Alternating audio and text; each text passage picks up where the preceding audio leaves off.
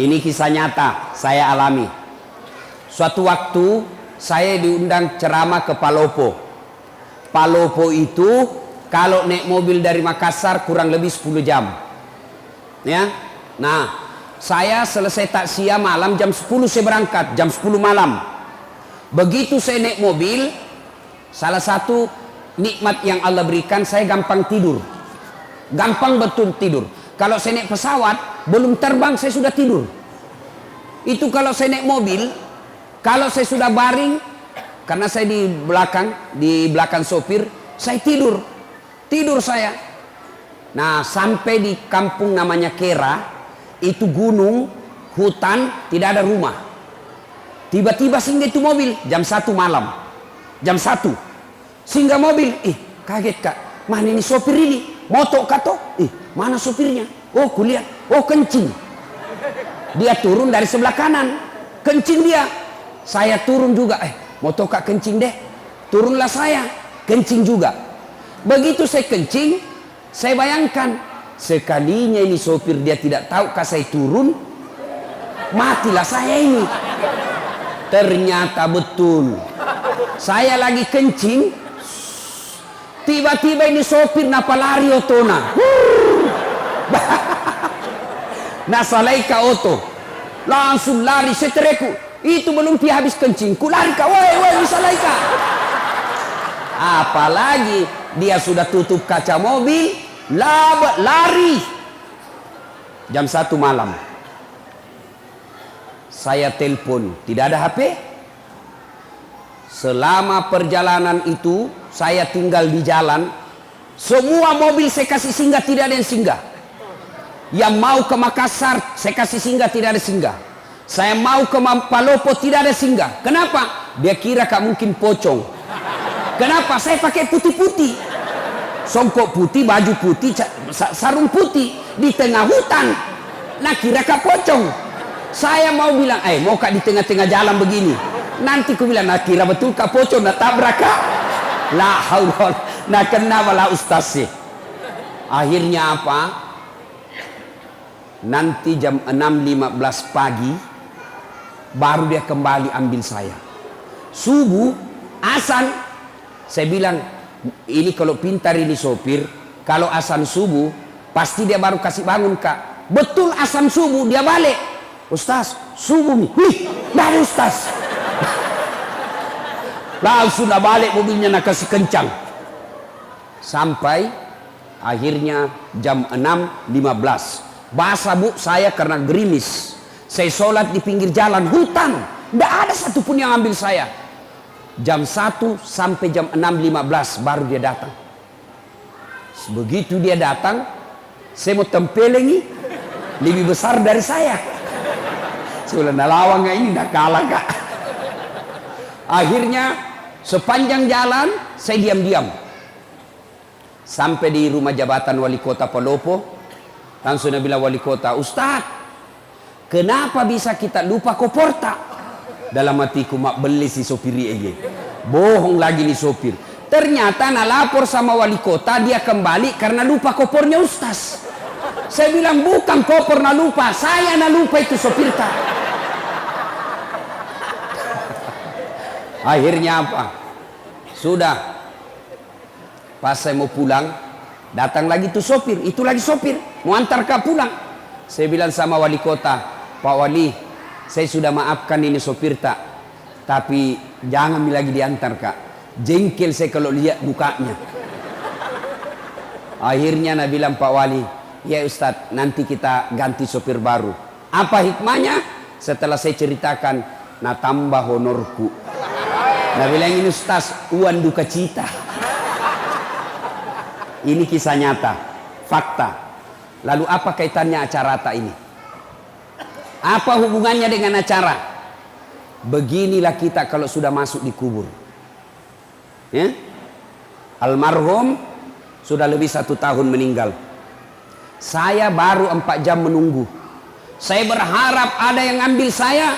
Ternyata tidak satupun mobil yang tinggal dan mau singgah mengambil saya. Itu baru 4 jam sudah setengah mati. Beginilah orang yang dikubur, menunggu kiriman amal. ternyata tidak ada yang kirimi amal. Saya baru 4 jam di pinggir jalan, hujan, masih merasa menderita. Bagaimana kita kalau sudah masuk di kubur? Ayo, saya berharap ada mobil yang singgah mengambil saya. Saya berharap ada mobil yang mampir mengambil saya. Ternyata tidak ada. Begitu juga kalau kita mati. Berharap maki ada yang doakan ki. Berharap ada yang sedekahkan kita. Berharap anak istri kita doakan ki. Ternyata mereka lupa kita. Ini nih kalau mati maki. Beginilah kita. Ibu bapak pernah lihat orang meninggal? Ibu-ibu pernah lihat orang meninggal? Pernah? Bukan pernah, sering.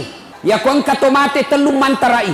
Kalau ada orang meninggal, 3 yang mengantarnya dia ke kubur. 1, keluarga. 2, harta. 3, amal. 3 yang ngantar, 2 balik, tinggal 1 temani kita. Siapa yang pertama? Keluarga. Anak ikut ngantar, istri ikut ngantar, saudara ikut ngantar, menantu ikut ngantar, ipar ikut ngantar. Tapi siapa yang temani kita masuk? Ibu-ibu, kira-kira kalau meninggal ki ibu, mau suami tak masuk? Mau temani ki ibu? Mana mama waktu tak naodok dulu, gunung kan kudaki. Kemanapun kau pergi aku akan mengikutimu. Laut kan kuda ku renangi, gunung kan kudaki, masjid kau lewati. Meninggal, masuk.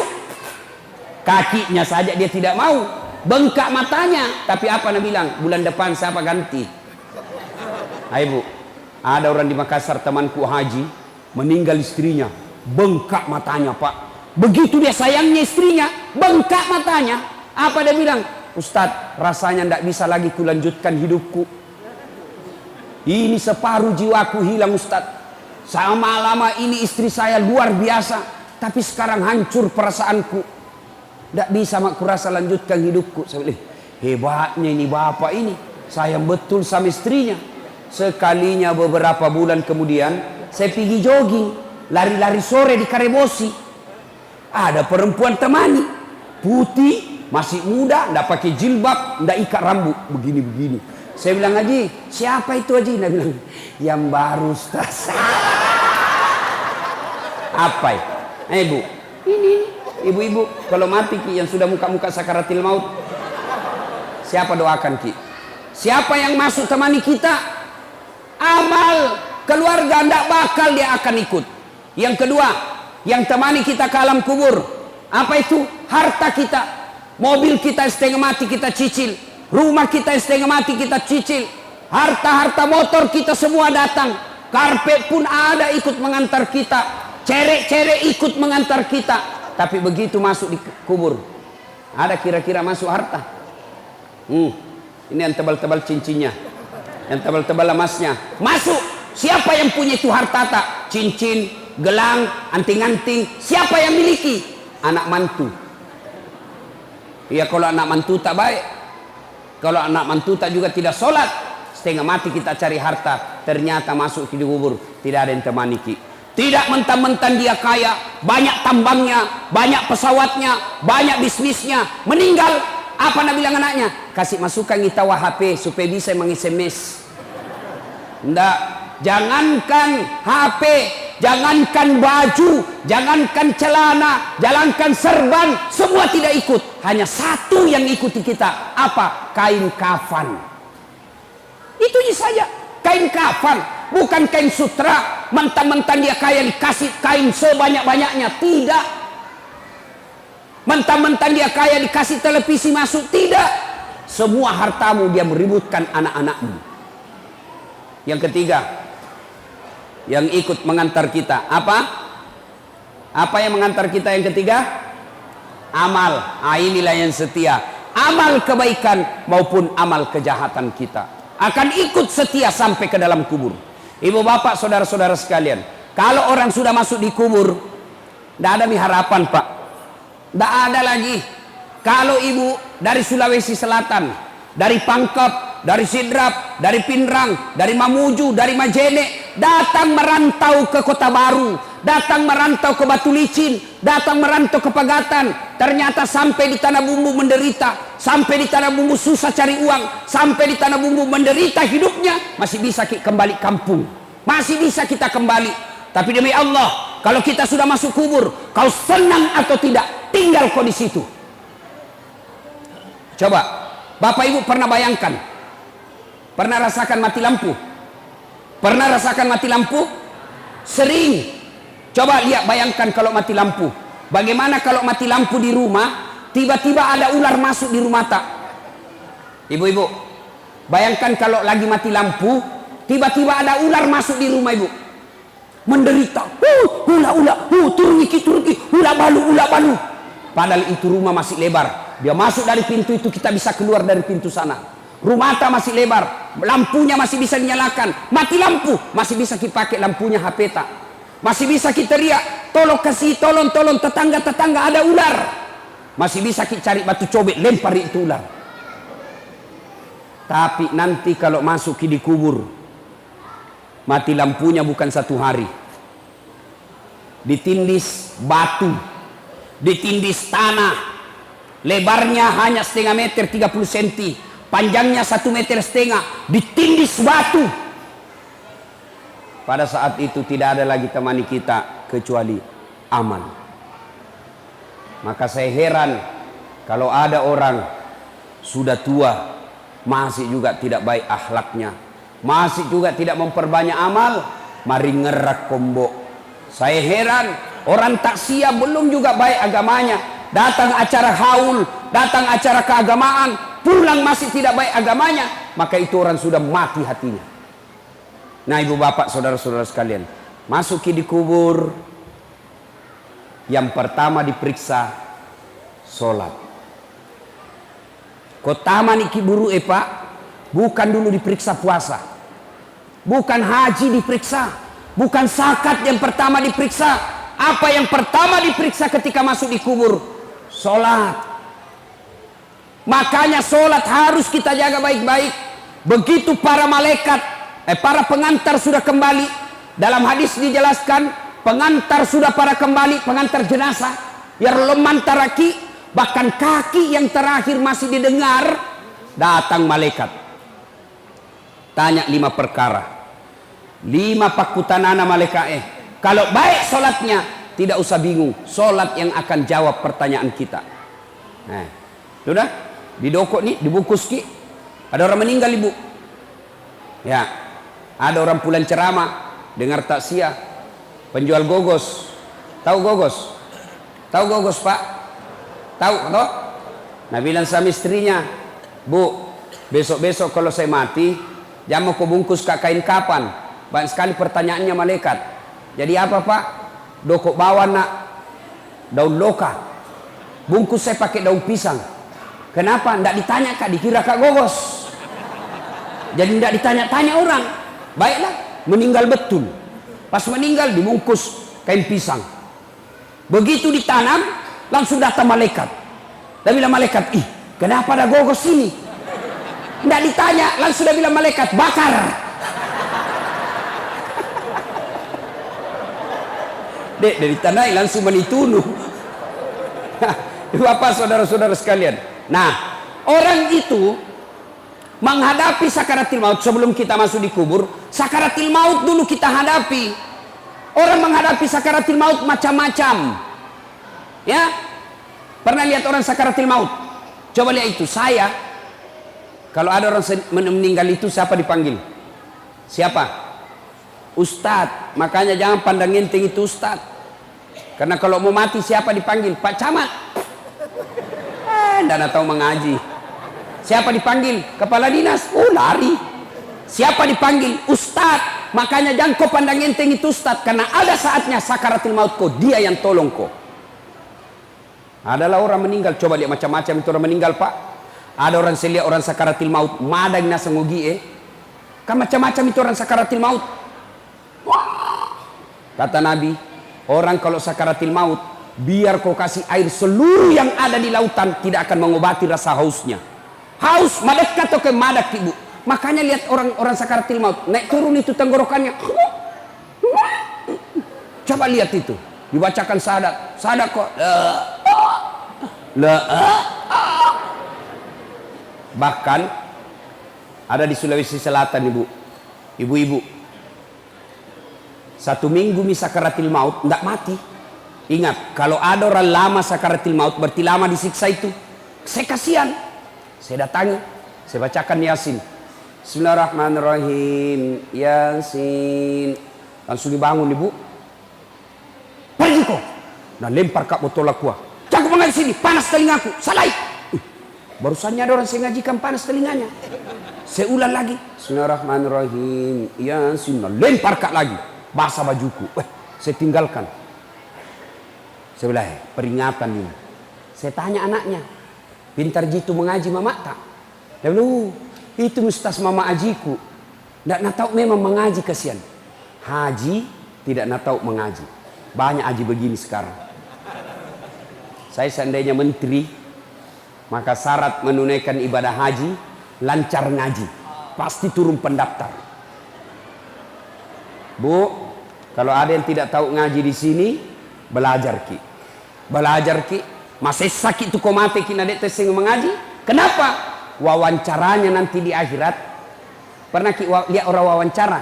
Di akhirat nanti kalau diwawancarai ki malaikat, tanya jawabnya malaikat bukan bahasa Bugis, bukan bahasa Jawa, bukan bahasa Indonesia, tapi apa? Bahasa Al-Quran. Jadi kalau dia tidak tahu mengaji, tidak tahu nanti kalau ditanya.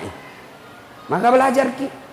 Matuan ini ustaz, masa masuk kita TKTPA? Jangan maki masuk TKTPA. Masa mau ki dilantik? Bagaimana caranya ustaz? Panggil raja masjid di rumah tak, suruh ajar ki. Majelis taklim yang kita itu mestinya 1 kali sepekan ajar ngaji. Bukan cuma dengar ceramah, ajar ngaji. Kalau ibu meninggal tidak tahu ngaji, masih sakit itu masih sakit, ajak lalu. Jangan lalu ki bilang witato pina witai, witato tu belajar ki mengaji, wita tu wita. Nah, ibu bapak saudara-saudara sekalian, maka seluruh pengantar balik, maka datanglah malaikat. Bertanyalah ini malaikat, Marabuka, siapa Tuhanmu?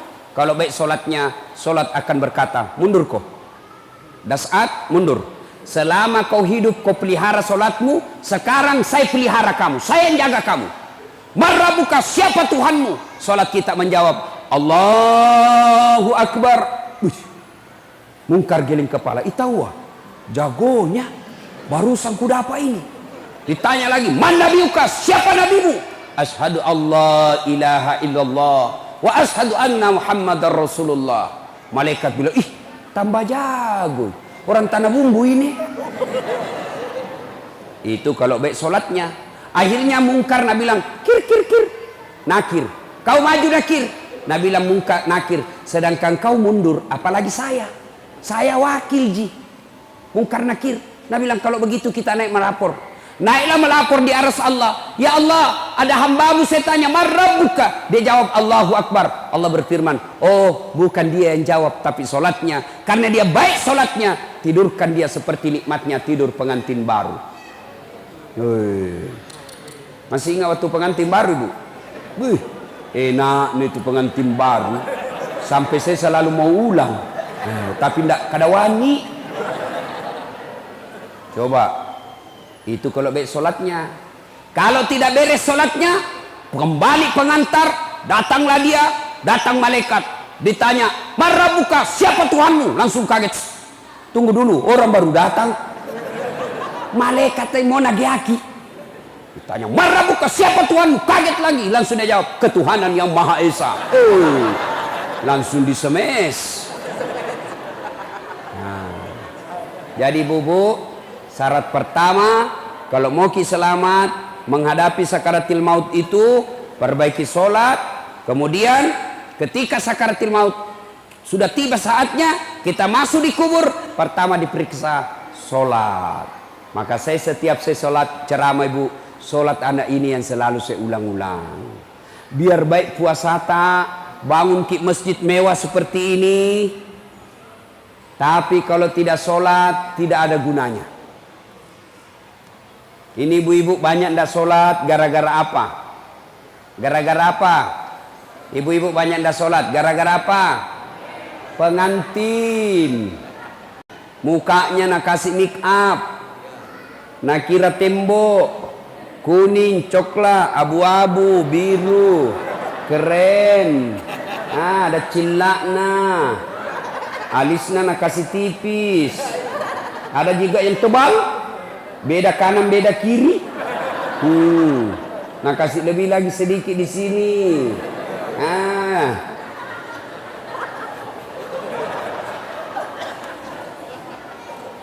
Apalagi banyak ibu-ibu ndak sholat. Gara-gara apa? Jilbab. Jangan kita kulihat dia ibu jenisnya teman tak. Ayo, gara-gara apa? Jilbab. Jilbab sakaratil maut. Tak 3 lapis. Nak kiring-kiring. Biru coklat, nak kasih mirip-mirip lagi sedikit.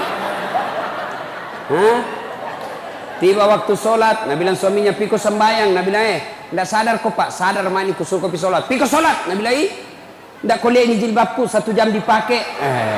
Gara-gara jilbab tidak sholat. Ibu-ibu, jangan anggap enteng itu sholat. Aja tercule-cule sampajangnya pak.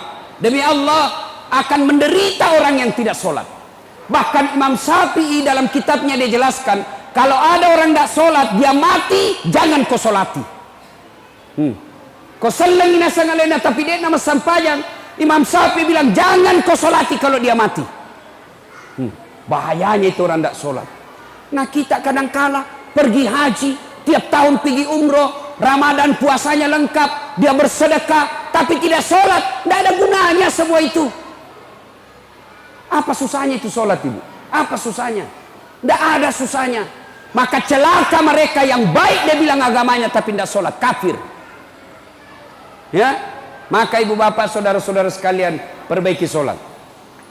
Berikutnya, ibu bapak, nah sudah masuk di kubur, pertama sekali diperiksa sholatnya.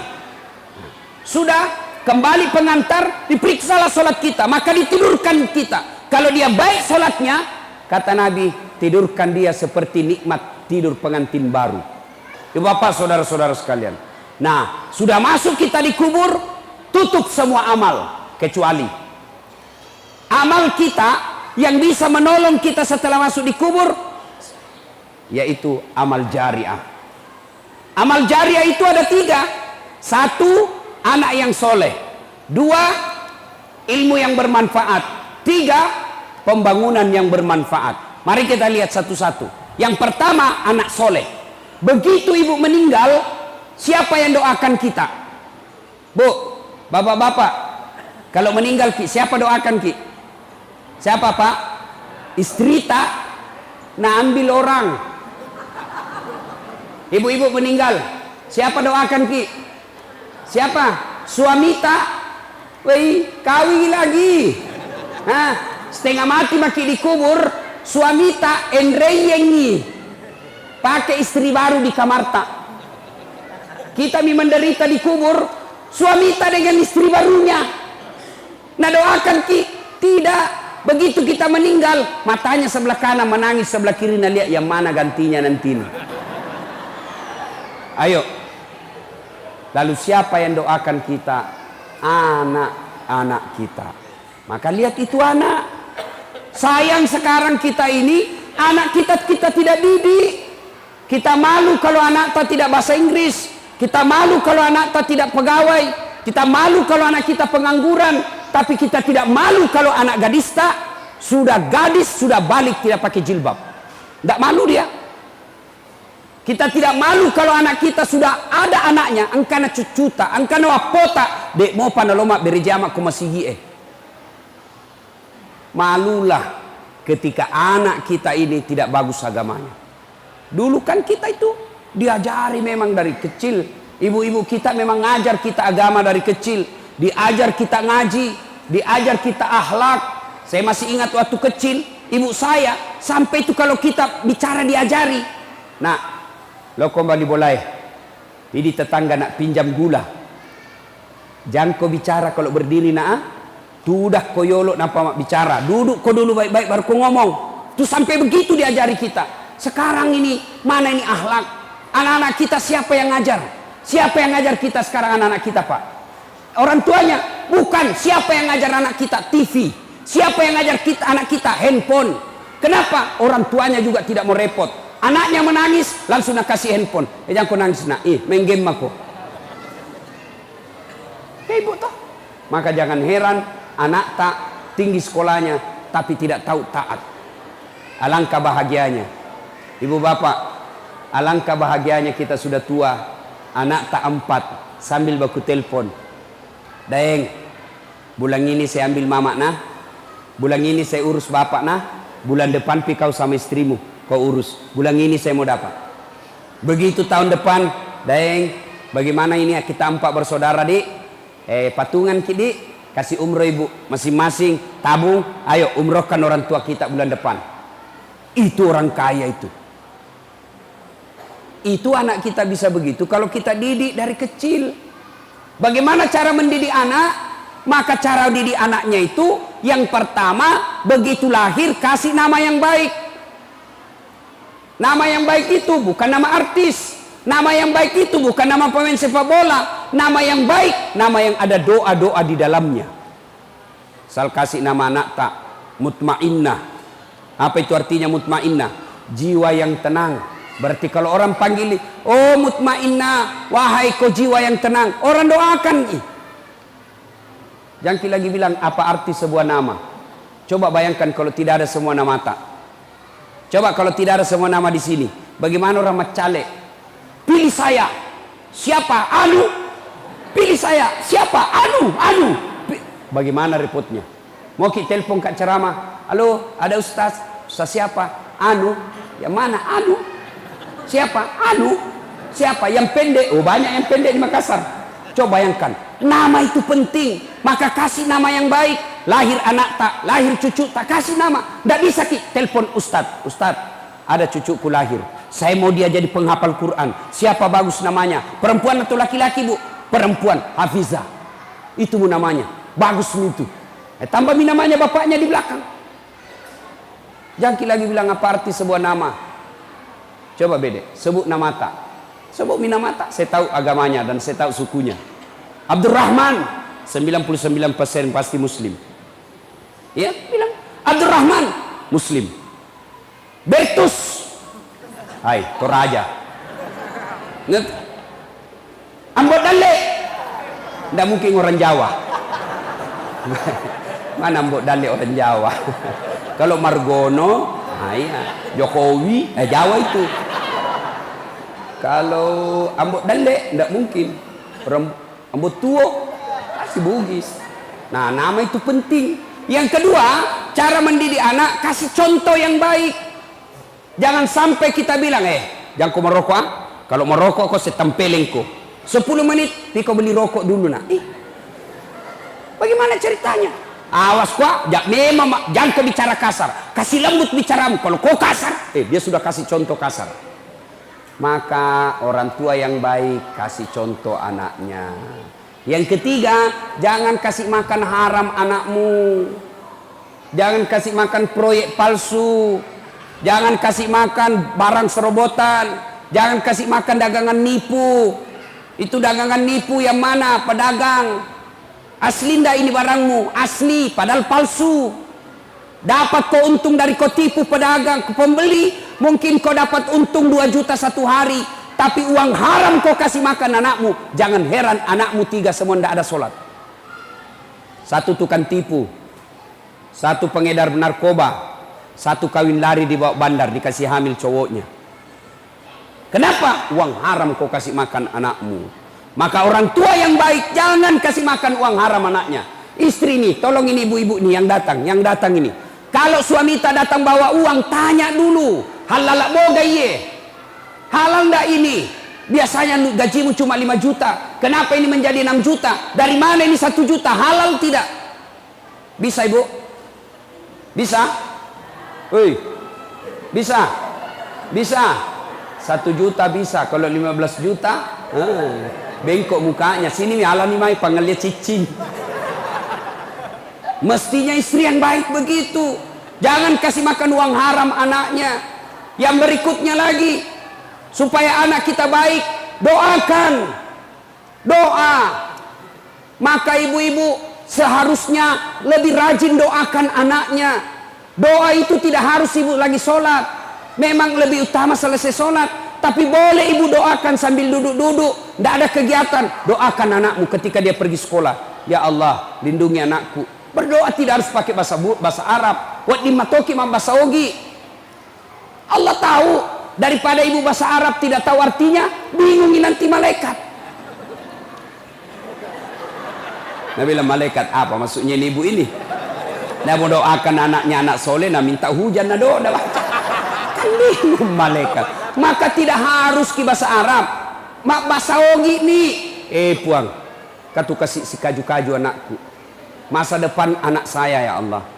Saya tidak tahu mendidiknya, tapi Engkau maha mendidik ya Allah. Pelihara anakku ya Allah. Ya Allah lindungi anakku ya Allah. Jangan kau biar mak bahasa Ogi nih. Boleh.